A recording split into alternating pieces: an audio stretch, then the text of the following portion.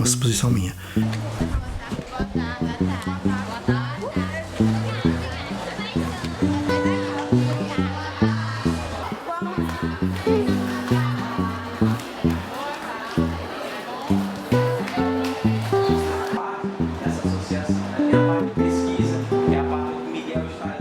Nós começamos realmente com um projeto em contraturno da escola pública, mas a nossa ideia nunca foi complementar a escola pública ou sanar as deficiências da escola pública. A nossa ideia foi oferecer às nossas crianças um outro modelo de educação, completamente diferente. Um modelo onde elas têm voz, onde elas são protagonistas da própria educação, onde elas têm direito a expressar as coisas que elas gostam, que elas não gostam, ou modificar as coisas que elas não gostam, e onde elas aprendem fazendo. Elas não aprendem tendo que aceitar como válida a verdade que alguém emite para elas. Que a educação tradicional é uma educação extremamente passiva. Só que teve coisa boa, para te falar a verdade. Na chegada da gente, a gente foi muito bem aceito. Eu não me lembro de ter tido qualquer problema de aceitação, pelo contrário. O pessoal queria muito da nossa atuação. Veja que em Natal, quando começou, tinha uma lista de 1.000 e tantos alunos e nós tínhamos 400 vagas na época, agora nós temos 600, né? Então nós tivemos que sortear. Aqui em Macaíba também nós tivemos que sortear e nós temos aqui autonomia de estar matriculando porque os meninos chegam aqui. Isso aqui é uma região da zona rural, você vê, os meninos andam 10 quilômetros, 15 quilômetros para virem se matricular. O que eu posso te dizer aqui do nosso projeto é que ele é transformador a partir do momento que cada aluno que está aqui consegue levar um pouquinho do que está aprendendo. Se ele aprende a compartilhar o material que ele recebe, se ele aprende a ouvir o outro atentamente, a olhar o outro com um outro olhar, a aprender a dividir, a formar grupos, né? A falar, a ter voz e vez, a partir do momento que esses alunos levam consigo para suas comunidades, para as suas casas, esse aprendizado, eu acredito que tem mudança. E os meninos trazem as questões, os problemas que eles vivem, não é, na realidade deles, trazem os problemas que eles vivem nas famílias, trazem os problemas da realidade. E a nossa função, a nossa tarefa enquanto professores, não é a de estar buscando levá-los a descobrir soluções conjuntas para esses problemas. E os professores, todos que a gente contrata, também são professores da realidade daqui, local, que vivem o contexto, conhecem o contexto, que sabem das expressões culturais, das festas, das coisas, né, dos eventos. E assim, não tem sentido você não trabalhar simultaneamente com professores e com os alunos. Macaíba é uma cidade dormitório do Rio Grande do Norte. O entorno é cheio de fábricas. Seus pais saem para frequentar esses empregos, tem pedreira, você tem assentamentos. Então, os alunos que estão aqui com a gente, eles também trazem esses ensinamentos para aqui, para dentro, né? Hoje eu conheço coisas a respeito da comunidade de Macaíba que eu jamais teria como conhecer se eu não estivesse aqui junto com eles. Então, o aprendizado é coletivo. Primeiro, tem direito à voz. Aqui nós temos assembleias que nós podemos discutir problemas, não são problemas, discutir as normas da escola, o que nós fazemos aqui. Primeiro, dá direito à voz ao aluno. Segundo, interação com professores. O intervalo nós temos intervalo com professores, os professores conversam com a gente como se fossem alunos também. E outra, nas salas, alunos de 9º, 6º, 7º, são idades diferentes. Todo mundo junto, isso é bom. Há uma socialização de idades, de ideias diferentes. O que vocês fizessem era o seguinte: eu queria que vocês fizessem um desenho resumido disso aqui.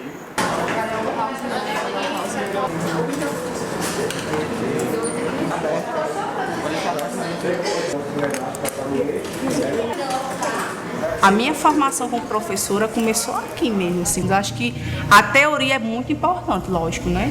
Mas a teoria, você vai para uma sala de aula, assim, tem contato com os alunos, é totalmente diferente. Então foram eles que me formaram, que me fizeram professora. Eu sou professora por conta deles. Por exemplo, vem um professor falar sobre política. Nós vimos um jornal, um assunto, nós trazemos para a aula. Aquilo ali já impulsiona outros alunos a conversarem, a debaterem. Eu acho isso bom, não acho que o professor perderia o poder. E sim, ele ajudaria na sua aula. Porque se ele der o poder de fala ao aluno, a um aluno, quem sabe, outros irão se mobilizar e assim vai gerar essa roda contínua. Os alunos vão querer se interessar mais por aquela aula, porque ele vai ver que ali ele tem um poder de fala, ele vai poder estar passando o seu ponto de vista. Isso é bom. Quebra, né? Então, eu não sou mais a professora, eu sou a professora. Sabe? A coisa é uma coisa mais próxima, assim. É mais, sabe? É em conjunto, né? O que está lá mandando e obedecendo, não. É o que está construindo em conjunto. Está construindo junto. Quando você vai numa escola, qualquer escola do Brasil, e você conta o que a gente faz, você conta como... A primeira reação dos professores, dos diretores é essa. Ah, mas aqui não dá, porque às 3 da tarde tem um lanche. Ou então o recreio aqui é 1 da tarde, então não dá para ter treinamento de professor. Todo mundo está na zona de conforto, todo mundo está mais do que acomodado com o que tem, entendeu? E aí tem as crianças que não sabem ler, não sabem entender um texto, não sabem... Ninguém para pensar nisso, né? E ninguém pergunta para as crianças porque elas odeiam a escola. Se eu pudesse dizer para você que você não precisa ir para a escola, o que você faria? 99% da molecada fala, não vou mesmo. Que às vezes o professor está cansado, estagnado aquela situação e aí ele acha que não pode mudar. Eu acho que muitos professores também precisam passar por esse processo de quebra, de transformação, para poder eles verem que é possível fazer diferente, que eles podem, se eles quiserem. Tem muita coisa que a gente faz aqui que não depende de financiamento, né? Não depende de espaço, né? Que é a questão do vínculo que você estabelece com o aluno, da relação de afetividade com o aluno, do cuidado que você tem, com o seu compromisso, né? com a educação, do seu compromisso com a aula, do seu compromisso com o aluno. Quando você afeta o aluno, você tem meio caminho andado. Então, não dá só para a gente ficar na fala. Eu acho que é possível mudar a legislação, as estaduais, as municipais. É preciso que quem faz a gestão das escolas pense que a possibilidade de ampliar horários, diminuir a quantidade de disciplinas num dia e aumentar o tempo é ganho. Eu acho que a transformação social só se dá nos campos que a gente vive. Você não transforma a sociedade, a 2 metros de altura, como dizia o Bispo do Rosário. Você transforma aqui agora. Nós estamos juntos transformando alguma coisa nesse momento aqui agora, mesmo. Então, a gente transforma nos grupos que a gente integra. E educação é integrar grupos, principalmente. Ninguém aprende sozinho. Essa careta.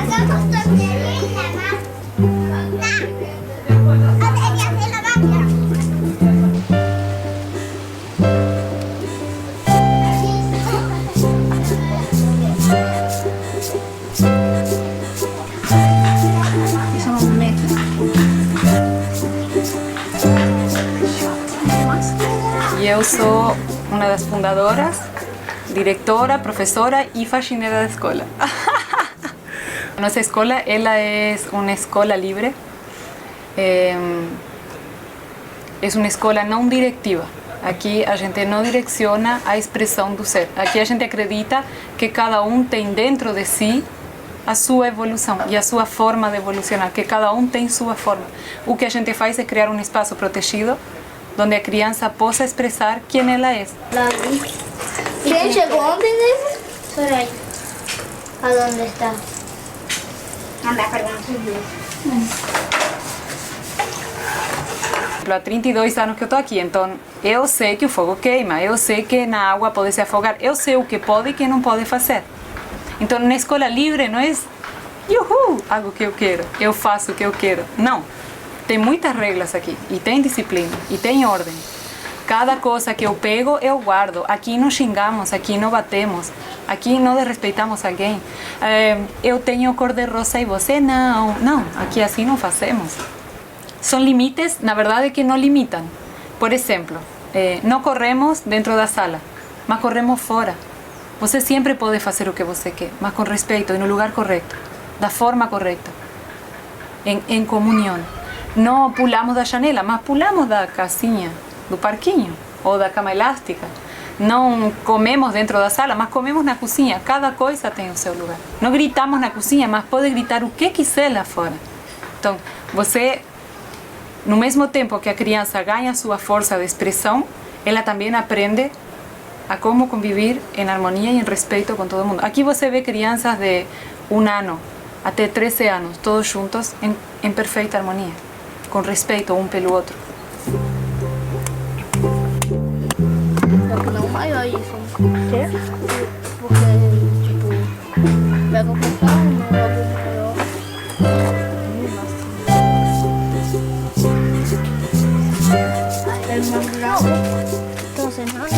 Liberdade não existe sem o autogoverno. É muito fácil falar, a criança tem liberdade, mas existem regras impostas ou até punições, né, na época impostas.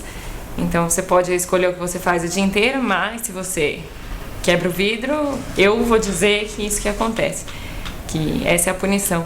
Com o tempo foram surgindo outras escolas e acho que as escolas que se chamam democrática hoje, cada uma é de um jeito muito peculiar e muito seu.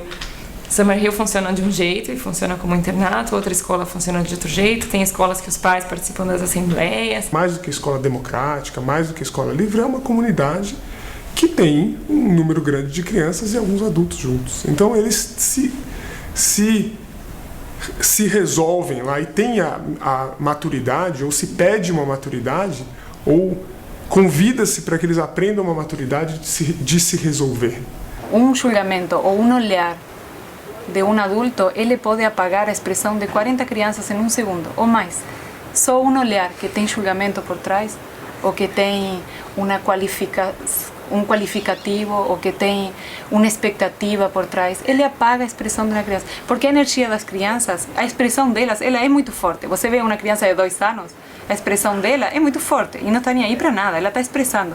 Mas quando elas começam a crescer, a energia da expressão das crianças, ela está tão embaixo e tão julgada pelos adultos que ela já não tem força. O lobo não consegue matar eu nem o urso mal. O meu banheiro é muito gigante, as pernas dele são longas.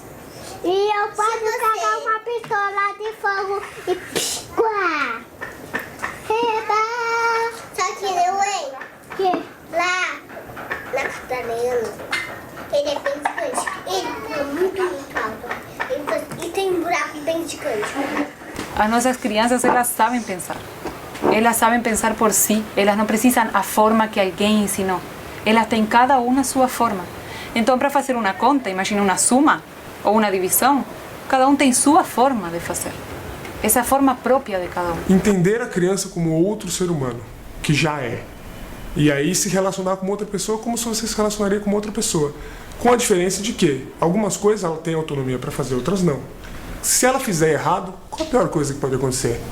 Ela vai cair de bunda e vai chorar. Ué, deixa ela tentar, né? Ou ela vai colocar um pouco de areia na boca, né? Deixa ela tentar. Tem algumas coisas que, não, ela vai cair 3 andares, então não deixa ela tentar, né? Então ter essa noção e arriscar na medida, dentro da segurança, fora da zona de conforto, para a criança lidar com as coisas sozinha. Então, essa foi a criação da Cecília hoje. E para mim, quando eu olhei para essa peça, eu vi completamente, para mim foi uma confirmação de que olha a expressão única de cada um, sabe? Ninguém pode fazer isso igual, ninguém ensinou ela criou. Essa é essa expressão da Cecília, isso aqui é essa Cecília. É uma expressão única, a forma é única, é da Cecília. Isso está dentro de cada um de nós. Cada um tem sua forma, então não existe uma forma de fazer uma soma ou uma forma de estudar uma coisa, não existe. Cada um tem sua forma. E como você encontra essa forma? Você não encontra, porque está dentro de cada um.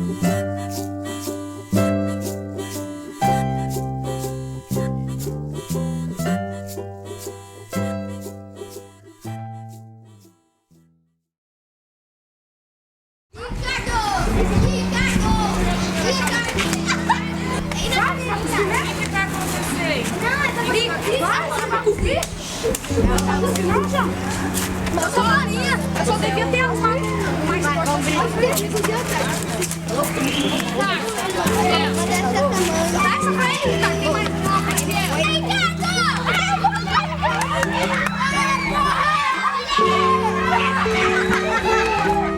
Aí eu mandei ele soltar, falei, solta. Aí eu bati nele, aí ele cuspiu em mim. Aí eu falei, é? Aí eu corri até dele pra cuspir nele.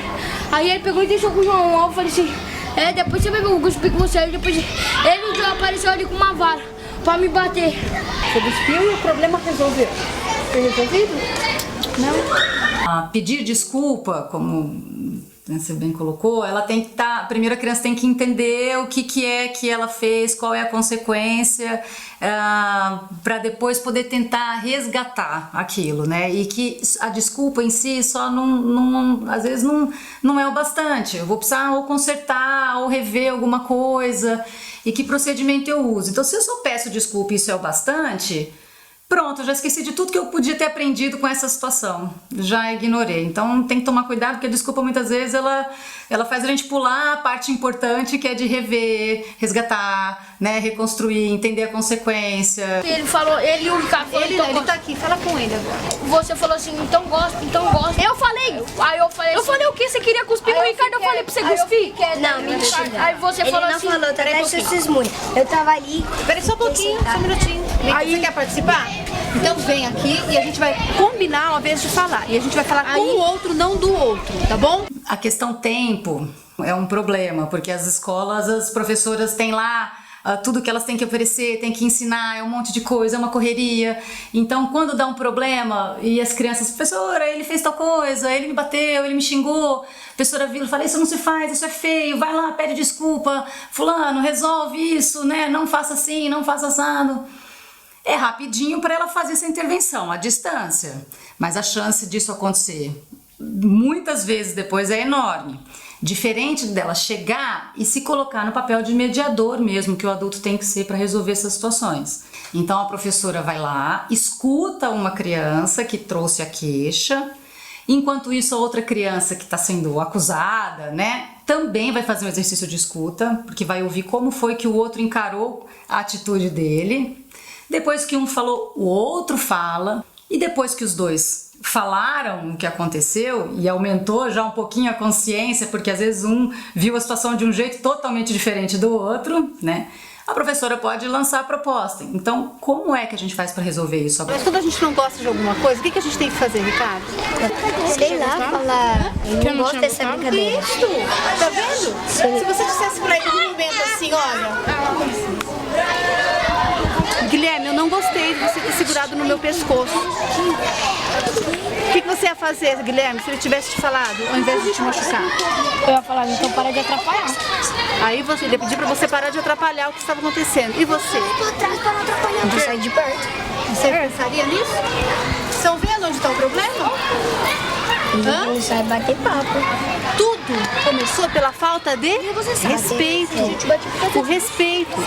Quando você chama ele de gordo, ele fica ofendido, você desrespeitou ele. Aí ele não soube conversar com você, grudou pelo seu pescoço. Mas todo mundo chama ele de gordão? É, mas é por isso que você vai chamar também? Então, Ricardo, agora é hora de você conversar com todo mundo que chama de gordão e explicar o que você gosta. Não, chamar de gordão você vai chamar. Você tá atrapalhando o seu gordo. O que você acha, fulano, né, que seu colega precisa fazer para você se sentir melhor? Né? O que você, né, que foi tido aí como o agressor ou quem, você acha que pode ter sido feito diferente para que isso não acontecesse? E ouvir as crianças falarem, né? As crianças precisam manifestar, depois dessa observação da situação, compreensão do que aconteceu, qual é a ideia, a sugestão que eles têm para aquilo, sem ela baixar ali um decreto do que como é que aquilo deve ser. Sempre vai ter alguém para conversar. Mas uma hora não vai dar, né? Aí alguém vai ter que partir para agressão. Você acha que alguém sempre vai ter que partir para agressão? Não sei isso. O cara não obedece. E a gente tá pedindo por favor. Ele não obedece nunca. E você já tentou pedir ajuda? Se você então aí, nesse momento que você pediu, não aconteceu, você sair fora, não é melhor do que provocar uma situação? Se você não tem ajuda para conversar, você vai ter ajuda para alguém, para não se bater ou para te proteger? Vai ser mais difícil, não é? Estão tranquilos?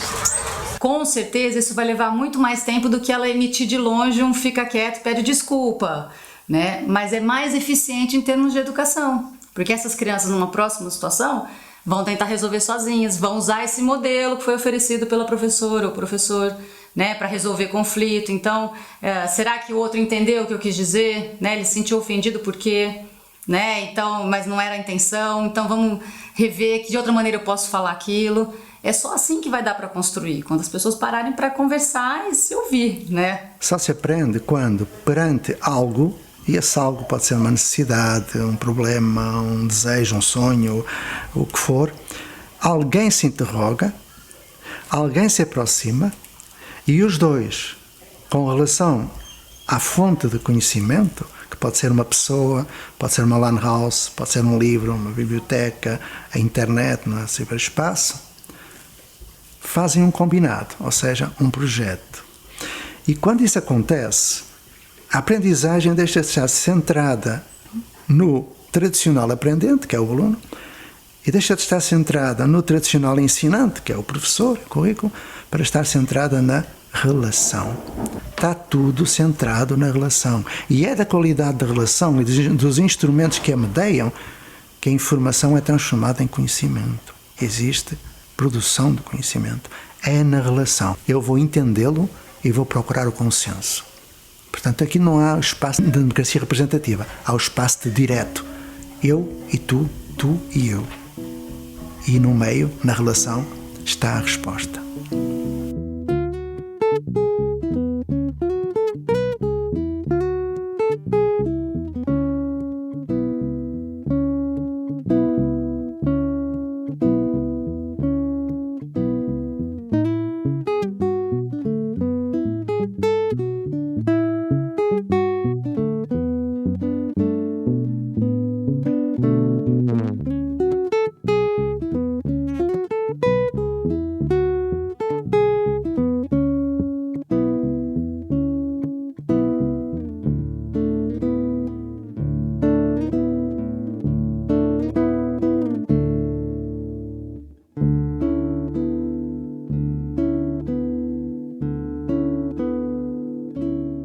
Para fazer um projeto de escola, eu tenho certeza que precisa de tempo, paciência e coragem, né? Assim, porque é duro, é muito duro. No começo, eu assim, pergunto, mas todo mundo gosta do projeto? Óbvio que não. Tem muitos pais que são muito contra. Então a gente tem que fazer também um trabalho com a comunidade. Tem crianças que saem da escola por causa do projeto? Tem.